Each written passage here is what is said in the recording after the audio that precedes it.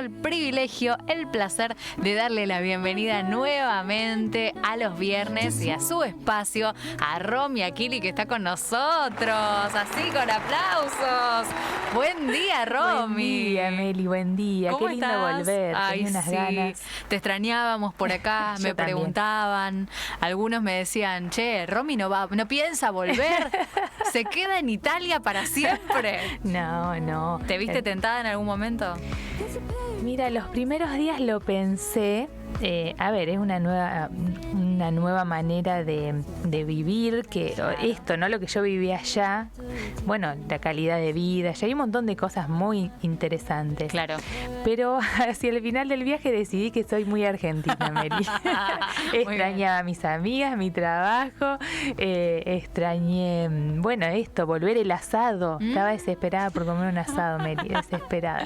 Entonces es hermoso, bueno, a mí me encanta viajar y lo voy a seguir haciendo en la medida de lo posible, pero no, mi lugar es Argentina. Ahí está, muy bien. Mi lugar de residencia es acá. Bueno, qué tranquilidad escucharlo, Romy, porque acá bueno, te y si no, estábamos algo íbamos a extrañando. inventar. Sí, por supuesto, bueno, por supuesto. Algo desde allá. La tecnología nos permite hoy un montón de cosas, así que sin dudas. Pero bueno, allá vamos a mitos o verdades de Italia. Uh-huh. ¿Se merienda, se desayuna, se almuerza y se cena pizza, pasta o no? Bueno, la pizza la vas a ver, sí, creo que hasta en el desayuno. La pizza, la focaccia, a full. Si llega un momento que no querés saber más nada con las harinas. Ay, no. Las pastas son espectaculares, pero bueno, acá también nuestras abuelas nos han mal acostumbrado a una rica pasta. Pero bueno, les falta la carne, ¿no? Bueno, mucho pescado he comido allá, pero falta la carne que, bueno, a nosotros sin eso. ¿Viste?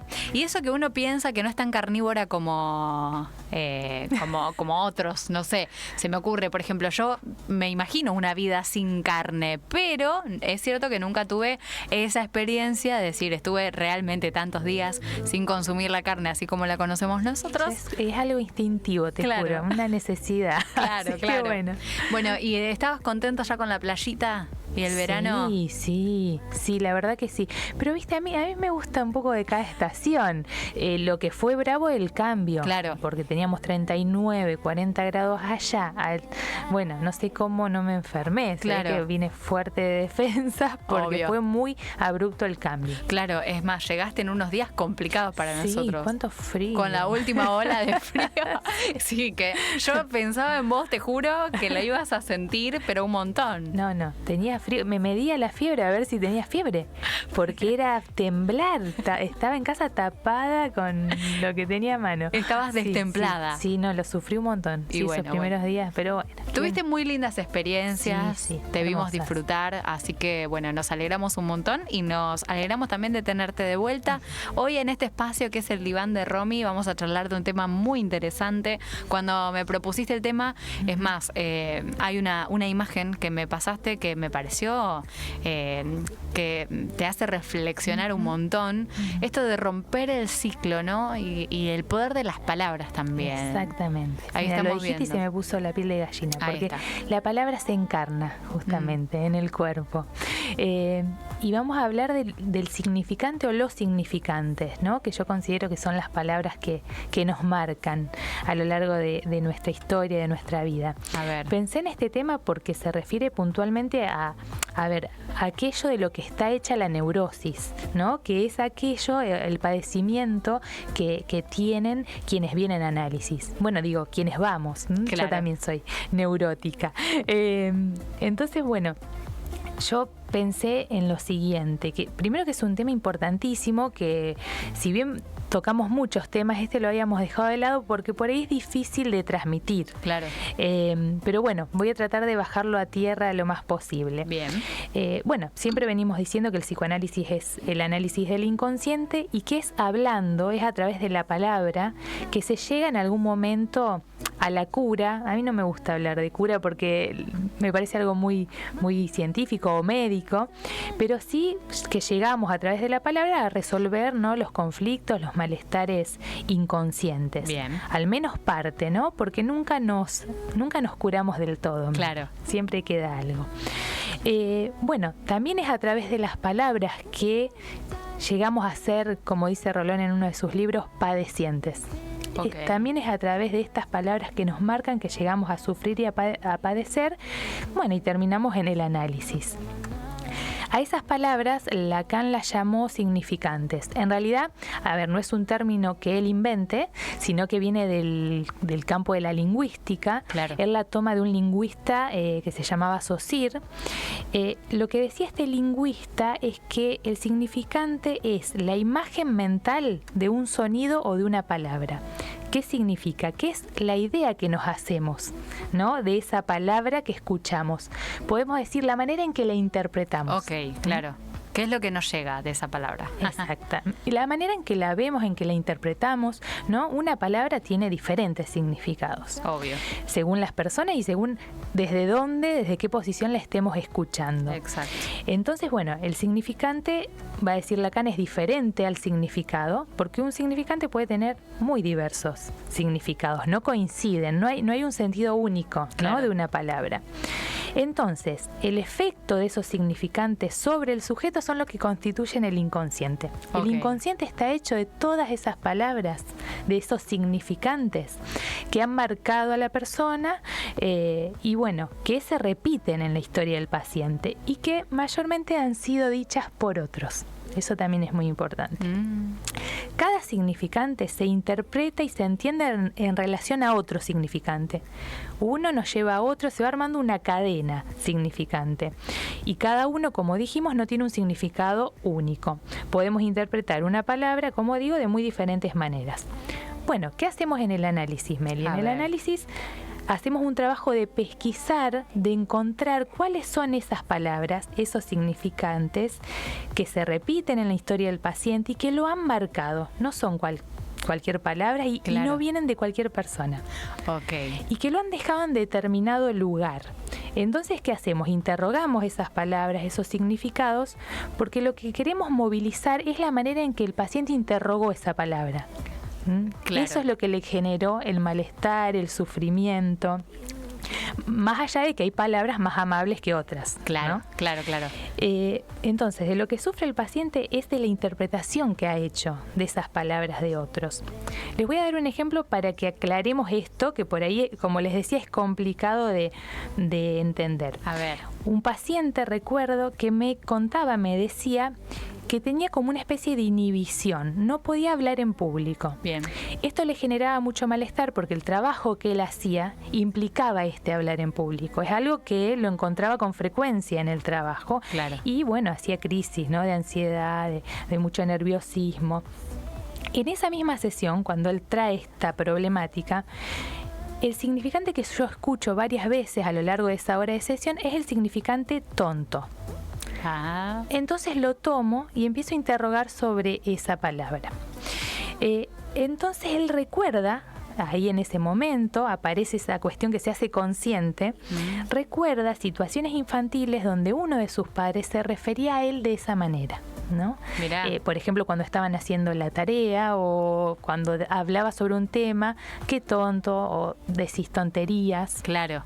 Entonces él en esa sesión asocia, ¿no?, y se da cuenta que esa palabra dicha por alguien significativo para él, estaba asociado a esto. Claro, él no hablaba en público, termina de completar después la frase hacia el final de la sesión porque pensaba que iba a decir tonterías. Claro, tenía miedo a pasar vergüenza, a decir algo Pensaba que iba a decir una tontería, ¿no?, que era un tonto. Claro. Entonces, bueno, este paciente, con la ayuda de mis preguntas y demás, logra asociar esto y se da cuenta de dónde viene la dificultad.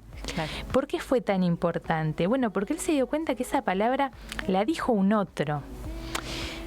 No porque el padre, en este caso, haya dicho eso, haya dicho que él era un tonto, significaba que él lo sea. Pero él lo había tomado como, ¿no?, inconscientemente esa palabra se había pegado a su historia. Claro. Yo siempre digo que las palabras tienen más que ver con quien las dice, ¿no?, que con quien las escucha. Exacto. Entonces probablemente ese significante, aparte tan fuerte, ¿no?, porque como te decía, hay palabras más amables que otras, esta no lo era. Claro. Tenía que ver probablemente con este papá, ¿no? probablemente este padre lo decía, hay casos y casos, Sí, ¿no? Pero en sí, este sí, caso, bueno, sin una mala intención le salía como algo, ¿no? Que tenía él también inconscientemente y que seguro tenía que ver con su historia, ¿no? Claro.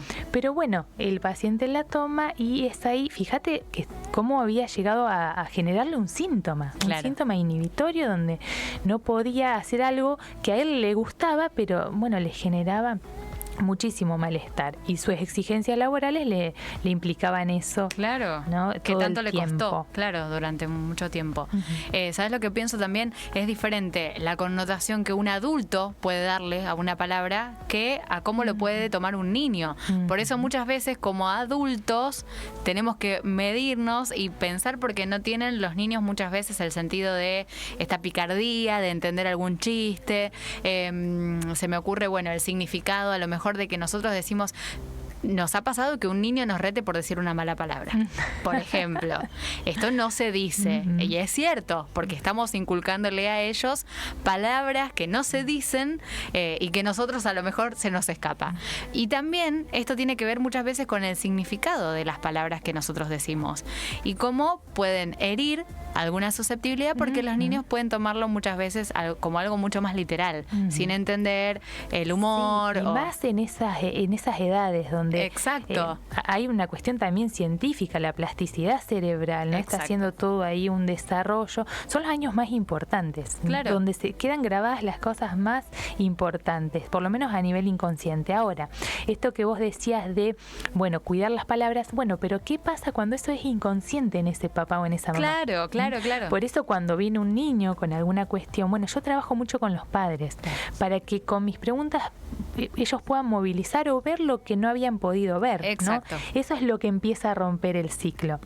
¿No? El ciclo lo empieza a romper ese paciente que empieza a interrogar eso, que se empieza a posicionar desde otro lugar y que por lo tanto, a ver, este paciente, por ejemplo, cuando analiza eso, bueno, puede empezar a darse a sí mismo también un trato más cariñoso, más de confiar en su palabra, de confiar de que él podía transmitir algo que no sea una tontería. Claro. Y por lo tanto, ese cambio que es hacia él mismo, también va a ser hacia otro. Por Exacto. eso es tan gráfico y me gustó tanto esa imagen, porque muestra no solo el cambio en uno mismo, sino hacia el otro, en este caso hacia la generación siguiente, ¿no? Exacto. Bueno, lo que estamos viendo para aquellos que están escuchando y no ven la imagen, es esto de diferentes generaciones, desde un abuelo hasta un niño se podría tomar, se podría interpretar.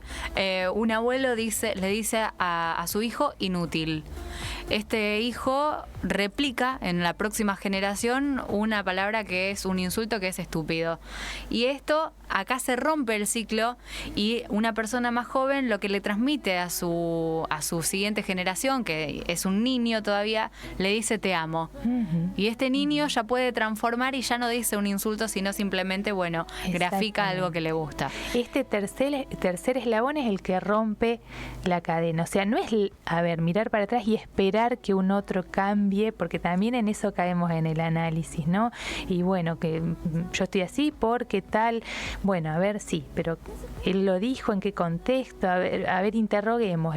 Claro. No podemos analizar a esa otra generación del todo en el análisis, pero sí entender algunas cosas que hacen que nosotros nos corramos de ese lugar. A ver, bueno, está bien, esa palabra me la dijo a mí, pero no tiene que ver conmigo. Claro. ¿No? Okay. Ese es el trabajo. Es muy importante lo que transmito hoy porque es la esencia del psicoanálisis. Es de lo que trabajamos. ¿Viste? Cuando decimos a veces hay palabras que duelen más que los golpes. Sí. Bueno, literal, pero no en el ánimo de hacer un juicio hacia quien lo dijo o de cargar la culpa. No, a ver, bueno, yo escuché esto, ¿qué hice yo con esto? Bien. ¿No? ¿Qué hice con esto que dijo un otro? Bueno, si el otro lo cambio o no, es del otro, ¿no? Claro. Pero sí yo puedo correrme de ese lugar. Soy responsable de lo que yo hago y de lo que puedo hacer con esto que me pasó o me dijeron o interpreté o lo que sea. Puedo hacer algo diferente Claro. con eso. Muy bien. Correrme de ese lugar. La tercera persona que vemos en la imagen es la que hizo terapia. Entonces... Exacto, yo diría que sí. Muy bien, me encanta. Qué lindo que vuelvas, Romy, nos encanta. Siempre es súper útil hablar sobre psicoanálisis en entender la importancia también de analizar un montón de cuestiones que nos pasan en el día a día y también obviamente nos dejas un montón de reflexiones. Así que gracias por eso. Feliz de volver, Meli, y bueno, ahora a seguir. Nos vemos el viernes próximo. Muy bien, hasta el viernes será.